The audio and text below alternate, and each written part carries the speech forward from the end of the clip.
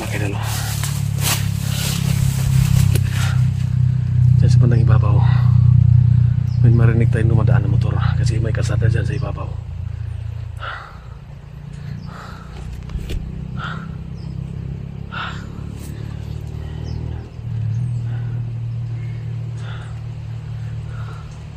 Medyo malapit na po tayo no, sa pinagbaunan natin sa ating sumpit mga idol.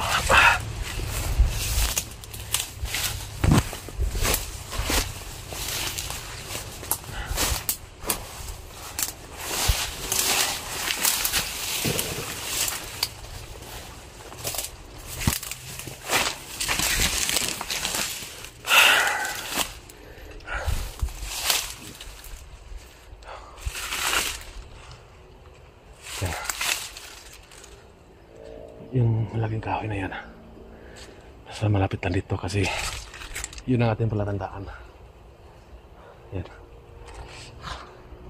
parang doon banda si Papaw, so kailangan natin umakit pa dyan konti.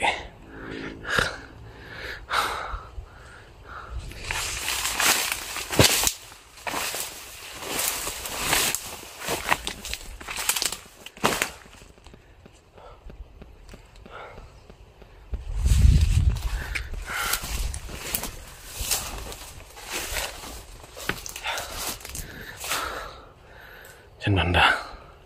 Ito na yung saging.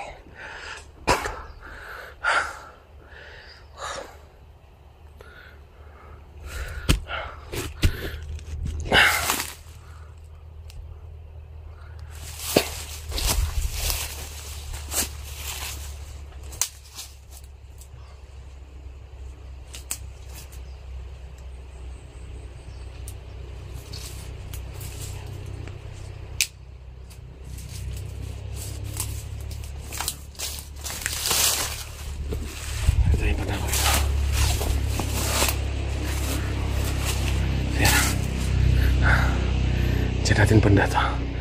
Doon natin to. Diyan natin living.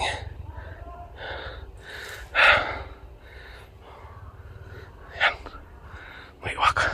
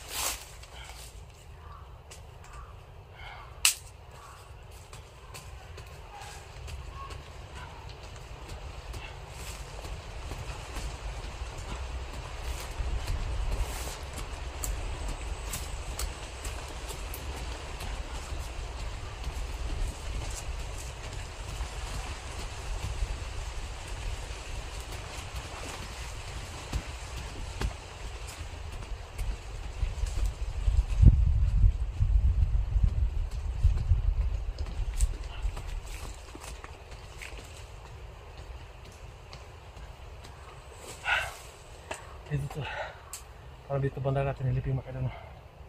So, kailangan natin hukayin.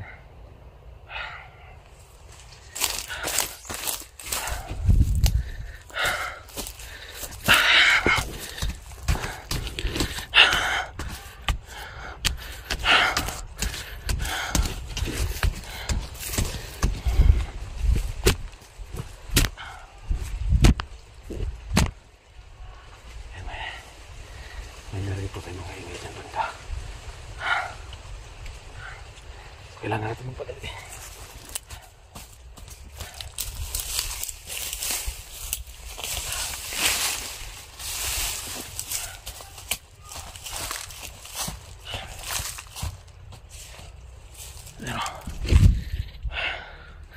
May nabutas sa tayo.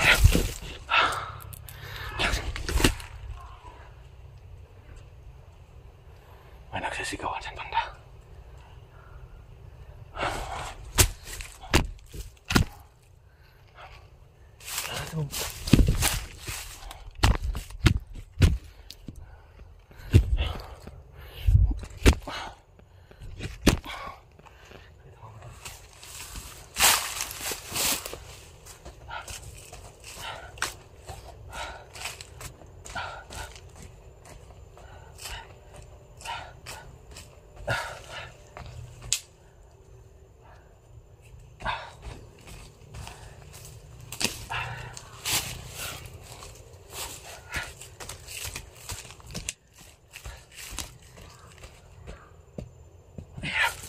Yan mga idol. Parang ito na yun. Yan. Nakakita natin.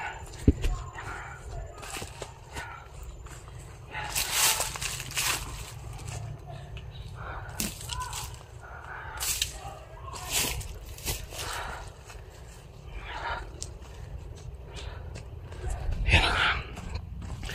Yan. Nakabalot ang itim na tila. Ito na yun. Ito na yung sumpit natin.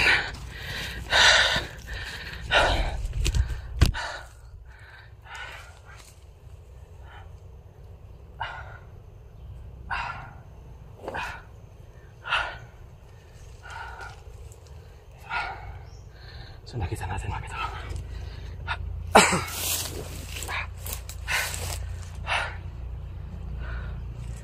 So yun mga idol.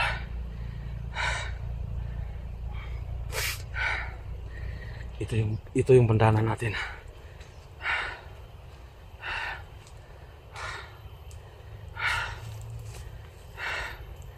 Ito nakasubaybay niya mga idol. Matagal natin yung gamit natin.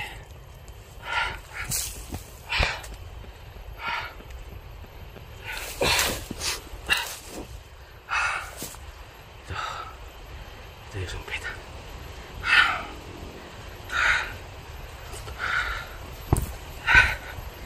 Ito yung bandanan natin dati, no? Ito yung sinuot natin. Kaya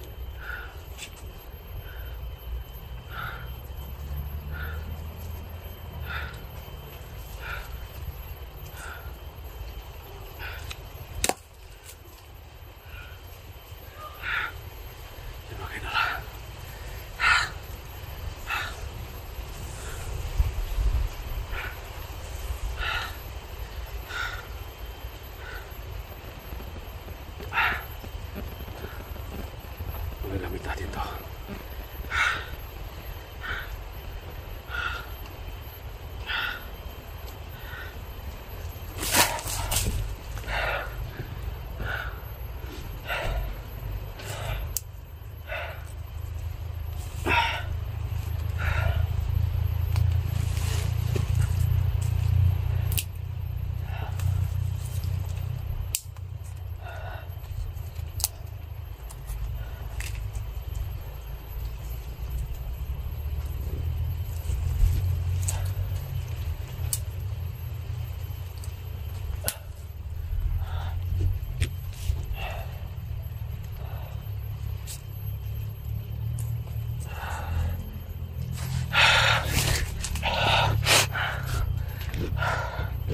So, babalik na tayo ngayon. Kasi ito na. Ang pakay natin dito. Makuha natin yung ating sumpit.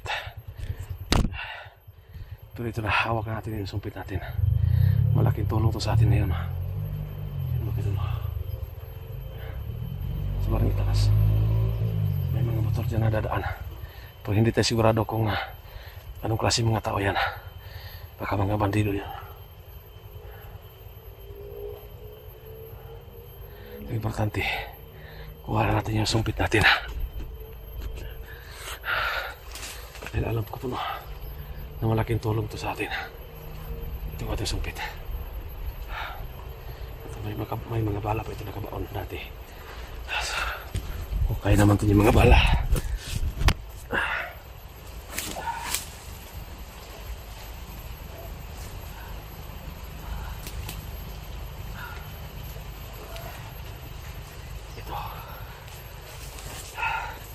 May apat na bala.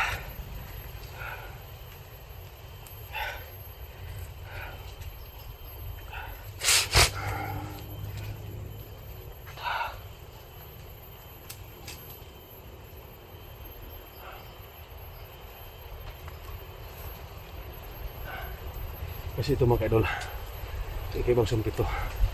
Itong mga bala nito ay may halong lason at orasyon. Kaya kung sino matamaan nito, kahit tapos lang, hindi talaga mabubuhay. So sa totoo lang mga kaidol, no, itong sumpit na ito, malaking koneksyon to kay Abil at saka kay Raven. Ito yung dahilan na si Abil doon at si Raven ay sumuko sa atin, no, at nagbagong buhay. Kasi alam nila na kung sinong tatamaan nito, talagang hindi makakaligtas. Kahit daplis, dahil sa lason na dala nito at sa orasyon, talagang mamamatay talaga yung taong matamaan nito. Kaya ito yung dahilan na sumuko si Raven at si Abil. Kaya nakapag-desisyon sila na magbagong buhay dahil takot sila na baka matamaan ito. Kahit anong kapangyarihan nila, basta matamaan ito, basta nasugatan, hindi talaga makaligtas. Kaya ito yung dahilan. Dahil takot si Raven at si Abil ito, kaya nagbagong buhay sila. Pero ngayon, masasabi ko lang sa iyo, Raven, pasensyahan na tayo.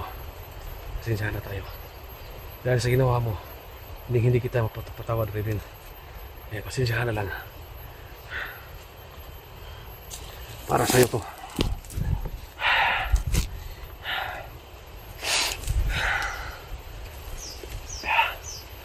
Bumalik na tayo.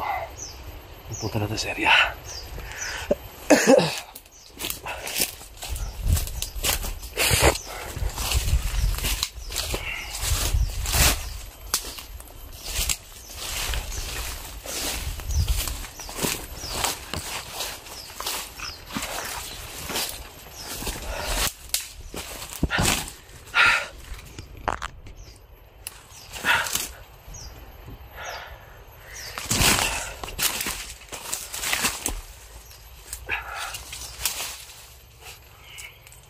Yan mga kaidol, no,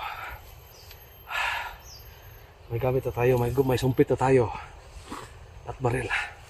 So dalawa na yung sandatan natin dito, no. Mabutit mo sumpit dahil walang ingay ito. Gamitin natin ng baril pag kinakailangan.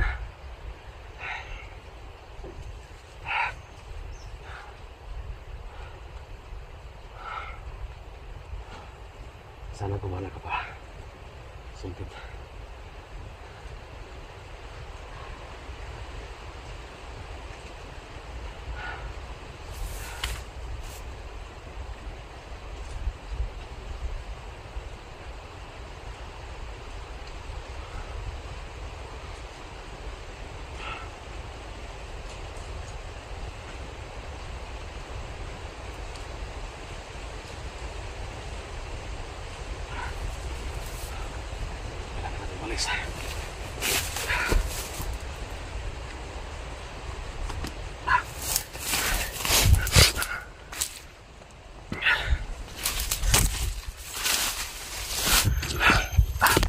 So yun mga kaidol, no. So gaya ng sinabi ko kanina mga kaidol, so dito na tayo nag-on ulit ng ating camera. So magpapahinga muna tayo mga kaidol kasi malayo yung nilakad natin, mga 2 oras yung nilakad natin, no, pabalik dito, no. So umikot tayo dito sa location. So malapit na po tayo sa sinasabi ni Raven na may creek. So sa bandang unahan may creek dyan. So ito na siguro yung location. So mismo dyan na dinala ni Raven yung aking asawa. So papahinga muna tayo. So ito yung pakay natin, no, na pumunta tayo sa kabilang bundok para kunin natin itong nakabaon nating sumpit mga kaidol, no, kasi malaking tulong sa atin ito mga kaidol, kasi nasubukan na natin to kung ano yung kakayanan nito. Marami na tayong nasugupang commander na ginamit natin to mga kaidol, no. Nung una nagamit natin to sa dami ng mga bandido na nakatikim nito mga kaidol, no. Nagamit natin itong dati kaya Commander Bungot. So ito, alam natin kung ano yung kakayanan nito. Kasi bawat tatamaan ng bala nito mga kaidol, kahit daplis lang, kaya na sinabi ko kanina, talagang madidisgrasya yung taong tatamaan nito mga kaidol, kasi may halong lason itong bala niya mga kaidol. So pahinga muna tayo saglit kasi nahingal tayo sa pag-akyat. Dahil dyan banda napakatirik, tapos ito pababa tayo, so ito na tayo, malapit po tayo sa location. So dubli nga tayo dito, no, kasi hindi natin alam kung ano yung mga patibong na nilagay ni Raven dito mga kaidol. So gaya ng sinabi ko mga kaidol, iibahin na po natin yung pamamaraan natin ngayon mga kaidol. So bawat bandido na ating masasagupa ay hindi natin bigyan ng pag-asa pang magbagong buhay, kasi naranasan na po natin mga kaidol. Ilan ang tao na tulungan natin, dami na, pero anong ginawa? Bumalik pa rin, katag doon pa sa atin, gaya ni Abel, ngayon si Raven. So hindi natin masakit tanggapin mga kaidol, kasi napamahalan natin yung taong yan. So wala tayong magagawa, kasi yun ang pinili niyang buhay mga kaidol. Choice niya yan, ginawa natin lahat, pinag-usapan natin kung may kailangan siya, basta't kaya lang po ibibigay natin. Sa oras na magkasakit siya, andito tayo, tumayo bilang magulang, nag-aruga, tinaalagaan natin siya. Pero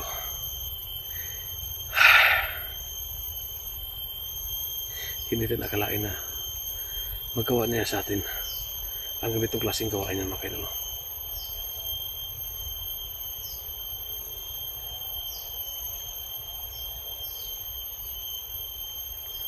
Masakit, pero kailangan natin takapin. Ngayon, asawa ko pa yung binibiktima niya. Hindi pa nakilom yung sugat na binaril tayo mga kaidol, pero pagsikapan po natin. Napakasakit para sa akin mga kaidol na tumulong tayo, pero ito yung binigay niyang ganti. Masakit tanggapin, pero wala tayong magagawa. Kailangan natin gawin kung ano yung tama. Kaya napag-isip-isip ko mga kaidol, ilang beses kong pinag-isipan kung mangyari man yung pagkahuli tayo ng bandido at magmakawa, siguro wala na tayong bibigay pang awa.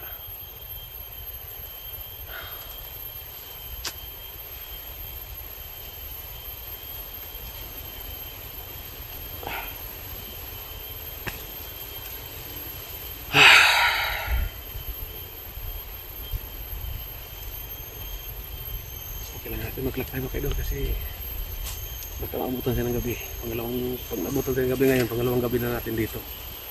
So kailangan natin na dubli ingat yung bawat galaw natin dito. Kailangan planado, kasi hindi natin alam na may mga panganib tayong nakabang dito. Yan. Parang may motor. Siguro yung mga sasakyan na yan siguro nagbibigay ng mga proteksyon dito na pangailangan nila. Isa rin yan sa dapat natin pigilan, kaya sana walang makapasok ng mga infectos dito. Yung mga pagkain dapat i-hold natin sa labas pa, para walang makain ng mga taong nandito, para madali natin silang masugpo. So yan, samahan niyo ako mga kaidol, maglakbay na tayo pupunta sa creek. Pati lang gamit natin to.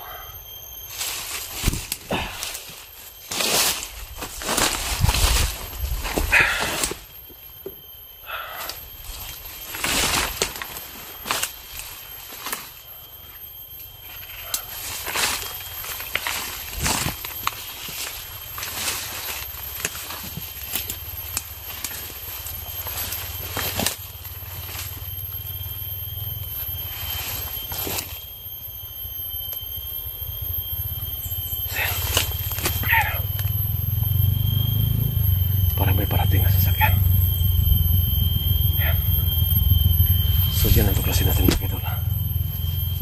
Dapat natin alamin ang dito ba siyang unahan. Tsak sigurado tayo na may daanan dyan. Baka yung mga sasakyan na dadaan dyan, baka nag-deliver yan ng mga pagkain nila dito galing sa baba. So ayan, isa yan sa dapat natin alamin. Kung may makakita tayo mga pagkain na nag-deliver dito, dapat i-hold natin na hindi makapasok para walang makain ng mga tarantado dito sa loob.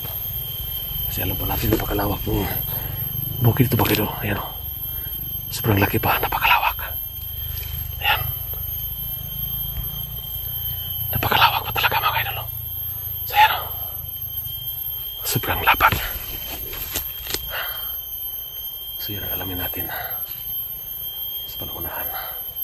Kasi kahapon pa yan, kanina pinarinig po tayong pabalik-balik na sasakyan. Pagkataghatid yan ng mga bala nila dito, yung mga parilsanas, dapat natin pigilan yan. Ang gawin natin dito, step by step yung gagawin natin dito. Dahan-dahanin natin sila.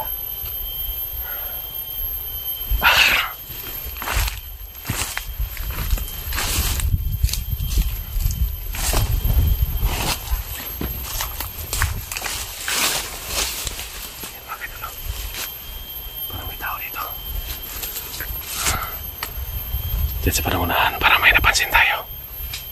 Ayan. Para may napansin tayo dyan banda. Buti na lang tayo una nakakita. Isusum natin para makita natin kung saan sa banda.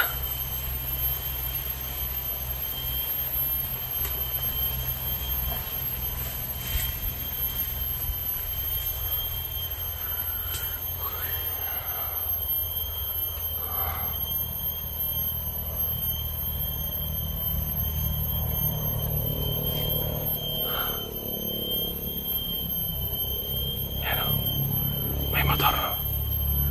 Siguro may kalsada dyan. So kailangan nating yan. Diyan man na. Yan sa mga ibabaw.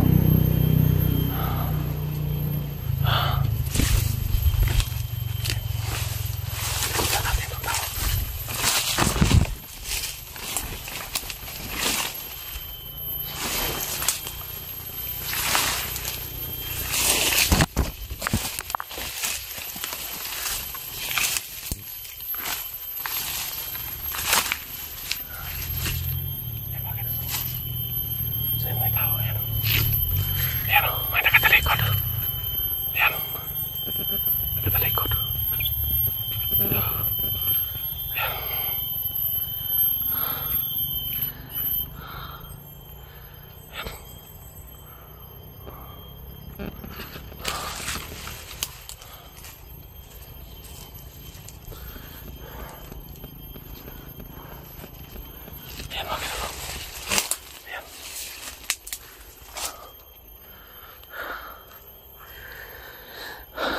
Kailangan natin lapitan natin ng konti.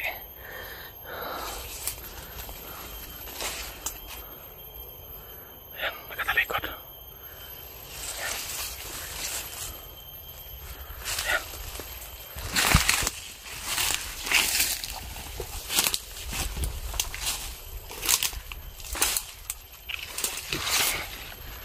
So ayan o.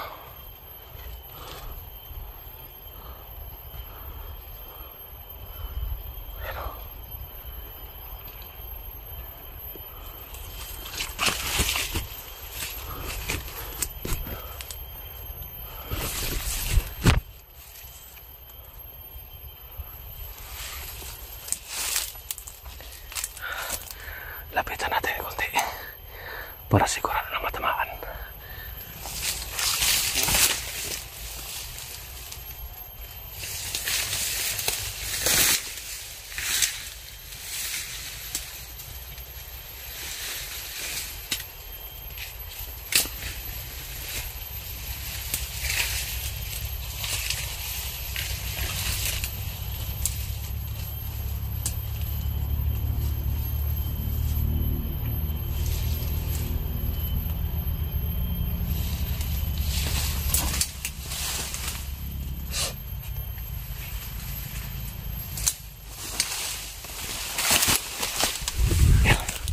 Tinamaan natin.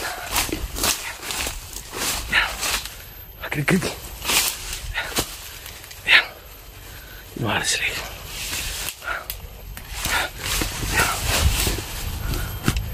Yan. Krig-krig.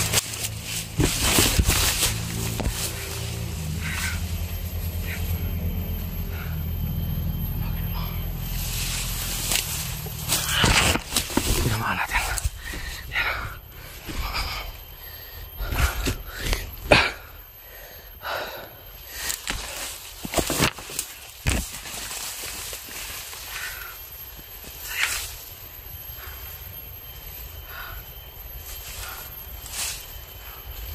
Sumakay dulu.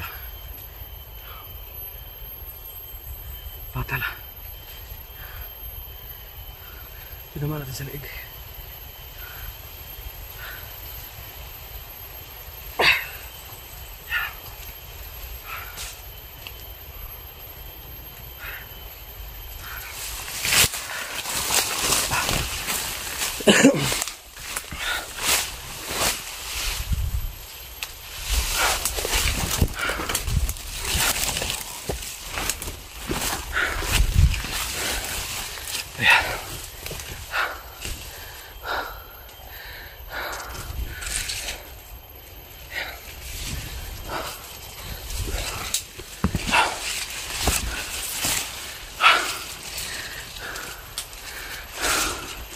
Nama natin mga kaidol.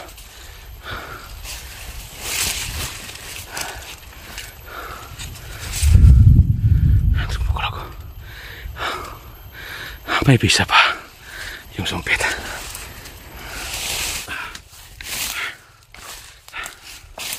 So, tayo. Lakbay.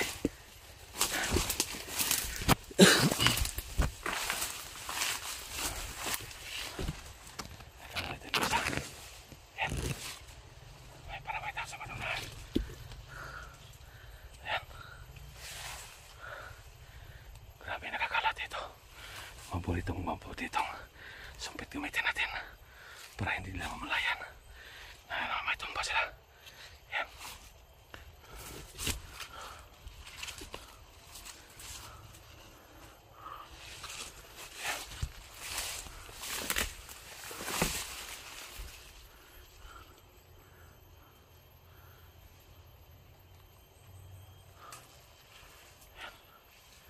Yan, lumalis. Susundan natin ang panahim.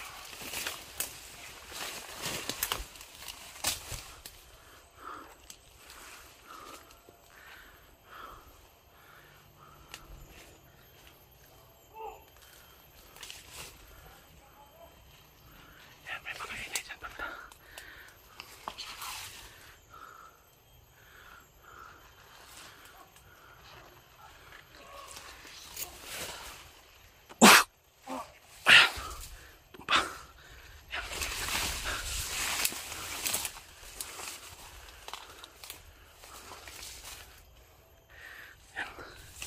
Dali natin.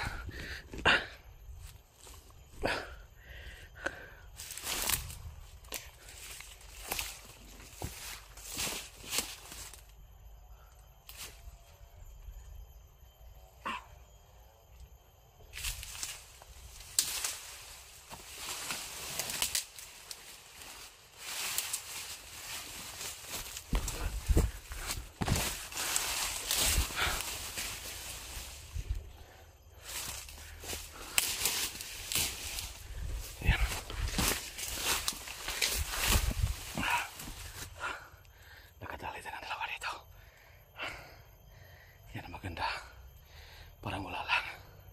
Walang nangyari. Walang ingay na maririnig. Kahit malapit na sila. Hindi lang namalayan. Unti-unti lang paubos dito.